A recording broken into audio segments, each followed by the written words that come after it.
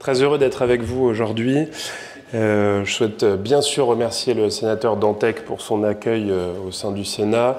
Bien sûr remercier l'ensemble des participants, Jean, Cyril, pour le CIFE, FEV et puis Sciences Po aussi, qui ont contribué non seulement à organiser cette journée, mais aussi les jours qui précédaient, une semaine entière sous différentes formes. C'est extrêmement riche, très précieux, et donc bravo pour l'organisation.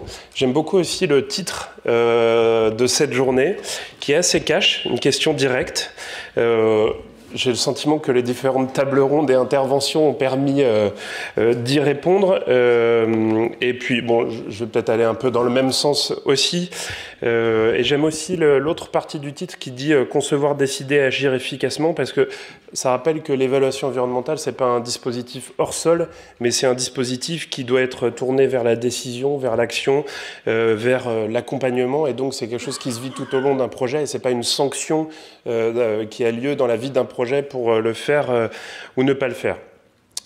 Je réagis peut-être sur les derniers propos qui ont été prononcés sur les questions de simplification, puis j'y reviendrai un petit peu plus tard, pour dire que sans juger le fait que les procédures soient complexes ou pas complexes, ce qui est sûr, c'est qu'elles sont perçues comme complexes. Et ce qui est sûr aussi, c'est que dans la bouche de ceux qui parlent de ces procédures environnementales et finalement qui les combattent, il y a un lien extrêmement direct qui est fait entre complexité et remise en cause de la compétitivité, entre remise en cause de la compétitivité et remise en cause de la souveraineté, et puis entre remise en cause de la souveraineté et remise en cause de notre modèle démocratique. Et en fait, on voit sur les événements récents, d'une part, qui se situent aux portes de l'Europe ou même en Europe, qui a des liens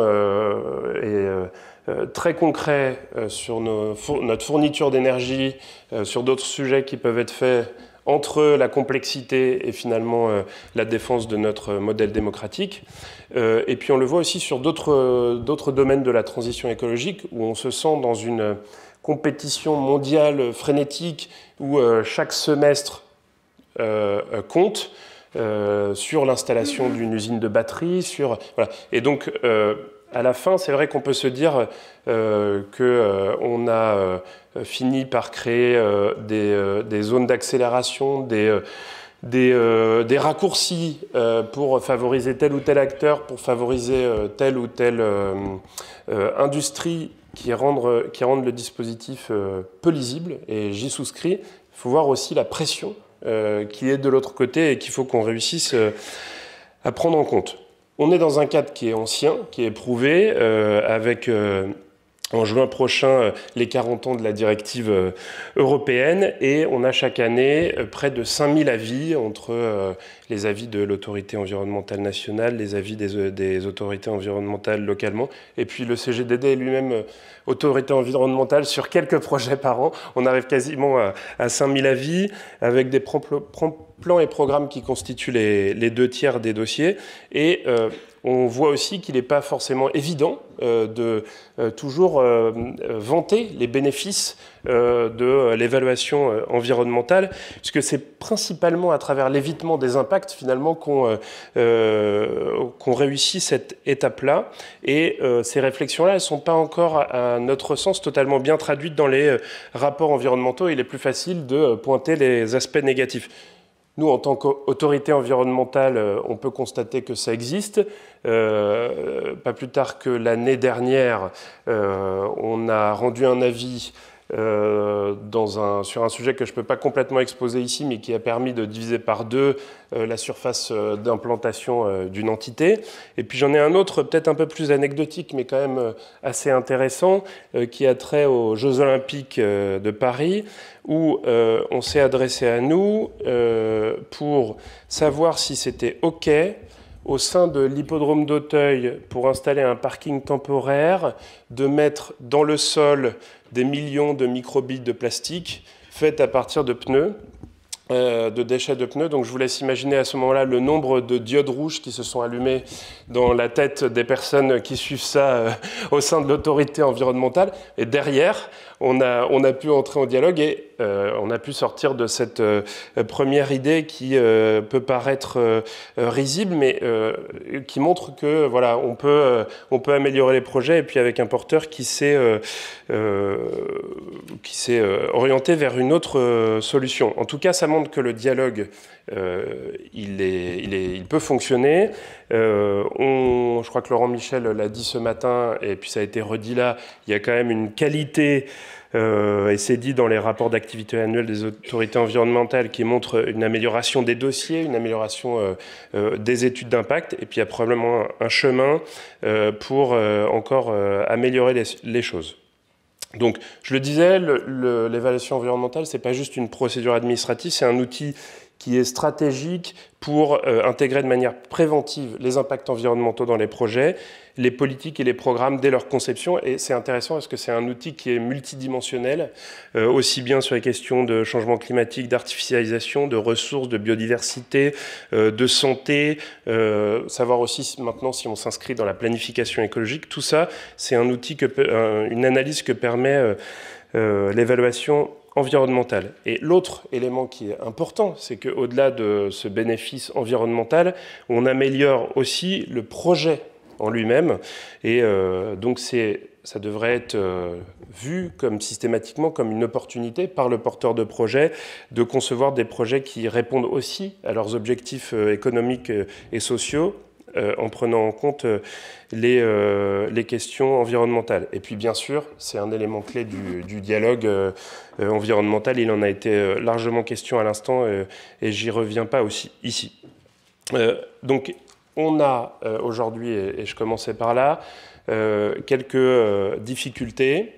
On a des textes de loi qui, vague après vague sur les dernières années, en essayant d'accélérer, comme je disais, pour tel acteur, pour tel sujet, les énergies renouvelables par exemple, qui a créé des sous-dispositifs, qui est à l'origine d'une lisibilité et d'une complexité perçue. Mais là où je me dis qu'elle n'est pas seulement perçue, c'est que même les équipes du CGDD, qui sont, et elles ne devraient pas être, ce sont les experts des experts des procédures liées à l'évaluation environnementale.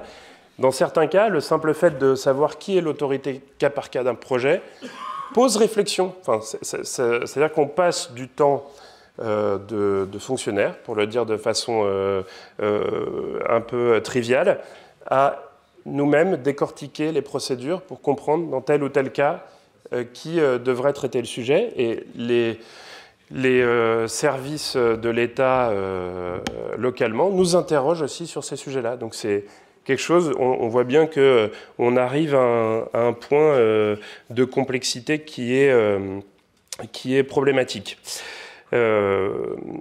Il y a quand même, avant d'aller vers où est-ce qu'on devrait aller après, quelques outils qui sont à notre main et qu'on pourrait mobiliser d'ores et déjà pour éviter cela,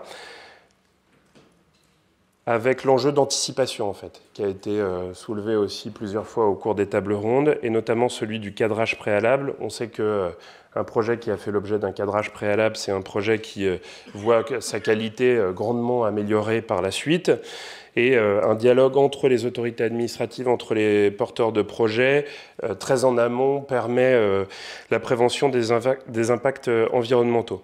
Autre sujet sur lequel on peut travailler dès à présent avant de se projeter dans une nouvelle réglementation et dans un grand soir que je comprends que Michel Badré n'appelle pas de ses voeux, c'est le fait d'avoir des procédures communes, coordonnées, la possibilité de réaliser une seule évaluation environnementale avec un seul avis d'AE, une seule participation du public sur certaines procédures. La loi Industrie verte permet d'avoir un débat public à l'échelle d'un territoire. Ça pourrait être mis en œuvre à Fos-sur-Mer. En tout cas, il y a des outils qui permettent d'avoir une approche plus globale et plus coordonnée des dossiers qui sont passés en autorité environnementale. Pas de grand soir, donc des vrais problèmes. On pense néanmoins que voilà, il y a une nécessité de décomplexifier la lecture, et quand on dit décomplexifier la lecture, c'est quand même décomplexifier derrière le droit qu'on a devant nous, et on sent que en fait, si on ne bouge pas sur le sujet, les textes de loi, tout simplement, hein, qui vont continuer à arriver au Parlement, que ce soit sur les sujets agricoles, que ce soit sur les sujets industriels, sur tous les sujets, en fait, vont venir créer de nouvelles niches d'accélération qui seront autant de niches de complexification et finalement d'illisibilité de notre droit. Donc pour nous, il y a quand même urgence, sans dire que c'est un grand soir, à travailler sur une réarticulation de l'ensemble des procédures et leur lisibilité. Voilà. Merci beaucoup de votre écoute. J'en profite aussi pour saluer tous nos amis qui viennent de l'étranger que j'ai oublié de citer au départ.